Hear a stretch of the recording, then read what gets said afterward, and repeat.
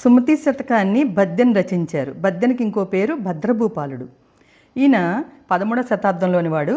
రాణి రుద్రమదేవి కాలంలో సామంతరాజుగా కూడా ఆయన రాజ్యాన్ని పరిపాలించారు. ఈయన సుమతి శతకం అని చెప్పి చాలా పద్యాలు రచించి పద్యం చివర సుమతి అనే మకుటం ఉంచి మంచి బుద్ధి గురించి నీతిని బోధించేవి చాలా పద్యాలు రచించారనమాట. ఆయన పద్యంలో ఒక రత్నం లాంటి పద్యం ఒకటి చెప్పుకుందాం. ఏంటంటే అది: తన కోపమే తన శత్రువు, తన శాంతమే తనకు రక్ష దయ చుట్టంబు, తన సంతోషమే స్వర్గము, తన దుఃఖమే నరకమండ్రు తథ్యము సుమతి. అంటే ఓ మంచి బుద్ధి కలవారా, మీరు ఎలా ఉండాలంటే కోపాన్ని తగ్గించుకోవాలి. కోపమే మన శత్రువు. మన శత్రువులు ఎక్కడో లేరు, కోపంలోనే ఉన్నారు అని ఒక మంచి కథలో ఎలా చెప్పుకుంటామంటే, ఒక బాబుకి, రాజు అనే బాబుకి అస్తమానం కోపం వచ్చేదనమాట. చిన్న మాటకి పెద్ద మాటకి కూడా ఊరికే కోపం వచ్చేస్తుంది. మంచి చెప్పినా చెడు చెప్పినా అతన్నేదో తక్కువ చేస్తున్నారే అని భావనలో ఉండి, పిల్లలు ఎదుగుతూ ఉంటే వాళ్ళు పెద్దవాళ్ళు అయిపోతున్నాము అని అనుకుంటారు. వాళ్ళతో మనం ఫ్రెండ్స్ లాగా ఉండాలి, కోపం తెప్పించకూడదు. అలా ఉంటే తనకే తన కోపం మీద విరక్తి కలిగి, ఏంటి ఇలా ఉంటున్నాను, ఇదివరకు ఇలా ఉండేవాడిని కాదే అని అనుకున్నాడు. ఎదిగే కొద్దీ మార్పులు వస్తున్నాయి. తండ్రి దగ్గరికి వెళ్ళాడు.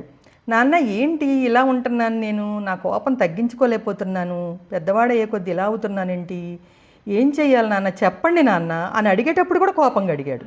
అప్పుడు వాళ్ళ నాన్న ఏం చేశాడంటే, ఆయన ఒక కార్పెంటర్ అనమాట.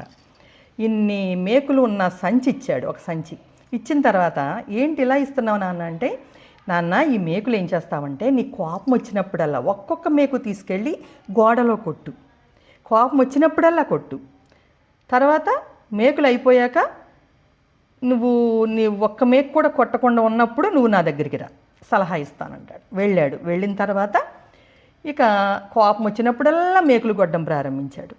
గోడకు పక్క భాగం అంతా కూడా కంప్లీట్ అయిపోయింది. అలా మేకులు కొడుతుంటే తన మీద తనకే ఆశ్చర్యం వేస్తుంది, ఏంటి ఇన్ని మేకులు వచ్చాయి అని. అలా రోజులు గడిచే కొద్దీ కొన్ని రోజులకి మేకులు తగ్గుతూ వచ్చాయి. తనే ఆలోచించుకుంటూ ఉన్నాడనమాట. ఒకరోజు ఒక్క మేకు కూడా కొట్టలేదు.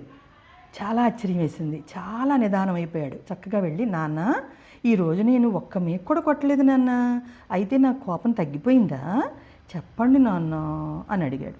మాట్లాడే విధానంలో కూడా నెమ్మదితనం వచ్చింది. చక్కగా నెమ్మదిగా మాట్లాడుతున్నాడు. నాన్న, ముందు నువ్వు కొట్టిన మేకులన్నీ తీయమ్మా అన్నాడు. మేకు తీసేది ఇచ్చాడు. వెంటనే గోడకు కొట్టిన మేకులన్నీ తీయడం ప్రారంభించాడు. గోడలో అన్ని హోల్స్ కనపడ్డాయి. అయ్యో నాన్న, మేకులు తీశాను కానీ ఏంటి హోల్స్ ఇన్ని ఉన్నాయి, ఏం చేద్దాం నాన్న అంటే, నాన్న మేకులు తీసావు కానీ మేకులు పడిన ఆ హోల్స్ తీయలేం కదా, దెబ్బ కొట్టినా మనం దెబ్బ మర్చిపోతాం.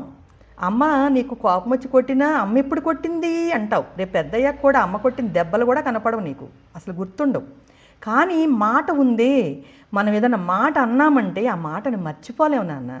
మనల్ని ఎవరైనా ఏదన్నా అన్నా కోపంలో మనం మర్చిపోలేము, నువ్వేదన్నా అన్నా ఇతరులు మర్చిపోలేరు. ఆ గోడకు కొట్టిన మేకులు కన్నాల్లాగా దాన్ని పోడ్చలేము. ఇప్పుడు మనం ఏం చేయాలి, దాన్ని చాలా బాగు చేయాలి గోడని. అయినా సరే అవి అలాగే ఉంటాయి గుర్తులు. మన మనసులో ఆ పడిన మాటలు మర్చిపోలేము నాన్న. కాబట్టి నువ్వు కోపం తగ్గించుకోవాలి నాన్న.